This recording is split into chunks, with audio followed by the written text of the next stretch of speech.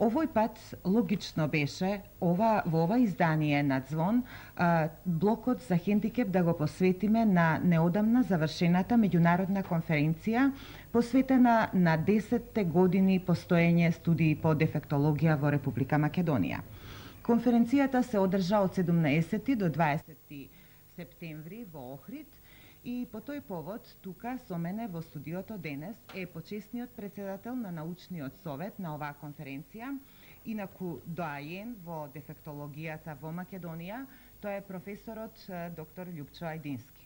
Професоре, добар ден и добре дојдовте. Добар ден, најдов.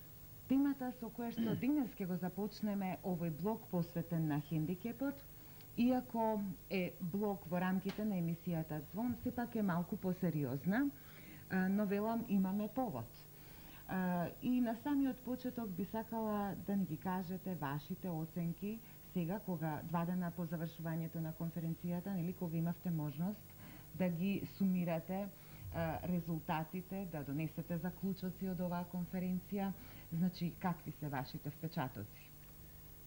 Да, не само моите, ја ќе ги изнесам впечатоците на сите учесници кои што беа присутни на конференцијата, кога на последниот ден, завршниот, после излагањата, дискусиите, сите искажа задоволство дека конференцијата и во организационен и во стручен план успеа, а и зашто да не, на самата конференција присуствуваа над 200 учесници, од кои што околу 60 беа од странски земји, едно 14 земји од Европа.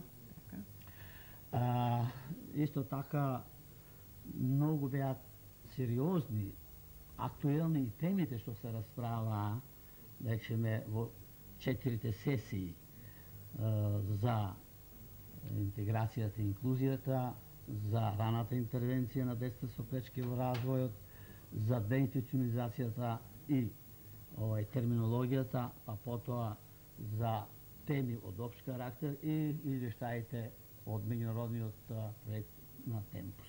Так, сакам да нагласам истовремено и да се пофалиме дека македонската телевизија беше единствениот медиум кој што комплетно го покриваше овој собир, нели, оваа меѓународна конференција.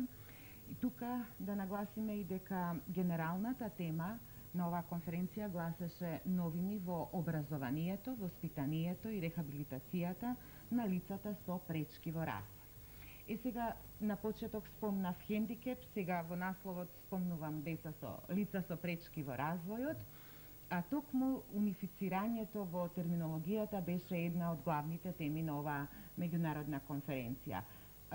До какви заклучоци дојдовте? Се надевам дека тие заклучоци ќе ни помогнат и нам, новинарите, во иднина да го надминеме тоа разноличие во употребата на овие термини и до некаде да се унифицираме.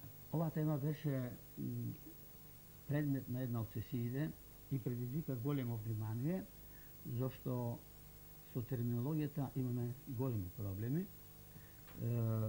Постојат над 30 термини и тоа само кога зборуваме за општ термин, не за поединечните категории и видови на попреченост.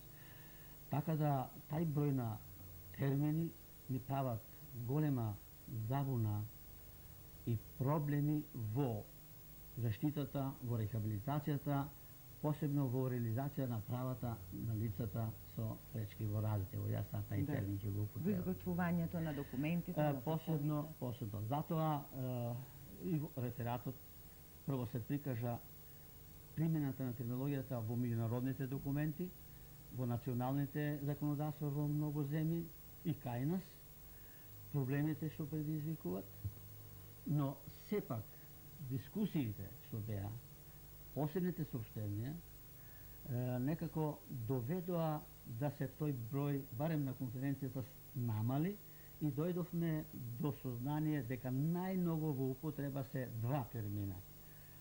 Терминот инвалидност, кој што е застапен во сите меѓународни декларации и документи. Значи, лица со инвалидност. Лица со инвалидност, да. Лица со инвалидност, застапени се во националните законодавства, па и кај нас. Речеме, во Уставот е така, лица со инвалидност. Во Закон за инвалидско пензиско осигурување и така натаму. Потоа, дали ради преводот или во полесно, ево и вие го кажавте, терминот хендикеп или лица со хендикепирани лица и така натаму. Па некако предлозите одија кон тоа да се определиме за еден од овие два термина, што преовлада мислењето повеќе за првиот, за лица со инвалидност. Како посоодветен може би на нашиот јазик. Тоа е едно. А посебно кога се работи за децата со инвалидитет или со инвалидност, со тешки водачки, тогаш сите бевме на едно мислење дека кога се работи за децата кои што се вклучени или ќе се вклучат во училиште, тогаш треба да се употребува терминот деца со посебни образовни потреби, а не како што сега се употребува деца со посебни потреби. Значи само за образованието кога станува збор, тој термин да се користи. Да, за децата. Деца со посебни. Добро, ние еве пуштивме и инсерти, подготвивме малку инсерти, нели, да се види атмосферата, да кажеме, на таа меѓународна конференција. Инсерти веќе ни помогнат еве и во разговорот, можеби. Так, тоа е дел од вашето предавање. Сега, што ова значи во однос на терминологијата? Значи ли дека овие заклучоци што се донесоа на конференцијата, дека се конечни, дека повеќе нема да има дискусии во врска со термините и дека тоа се термините, значи лица со инвалидност и деца со посебни образовни потреби, дека тие два термина ќе се користат натаму во законската легислатива, да кажеме, во Република Македонија. Ја лично би сакал така да биде, меѓутоа сепак постои еден процес. Ние и на конференцијата која зборувавме за интеграцијата и инклузијата, нагласивме дека зад овие проблеми, интеграција, инклузија, терминологија, треба да застане државата, односно се предложи Координационото тело за правата на инвалидите што постои во Македонија и надлежните министерства и владата да му предложат на Собранието на Македонија да донесе национална стратегија и закон за оваа проблематика. Кога тоа ќе се направи, тогаш ќе се применуваат и она што се заклучи в термините. Многу често одреден број невладини организации го користат терминот деца или лица со интелектуална попреченост кога станува збор за, ајде да кажам, менталната ретардација. Сега не знам дали сум во право што го употребив овој термин. Тука, во таа категорија на хендикепирани, со кој термин во иднина ќе работиме? За сега, според класификациите што постоje законски кај нас во Македонија, е терминот ментална ретардација. А таа класификација се ослонува на класификацијата на Светската здравствена организација. Ние во моментот немаме измени и ја почитуваме.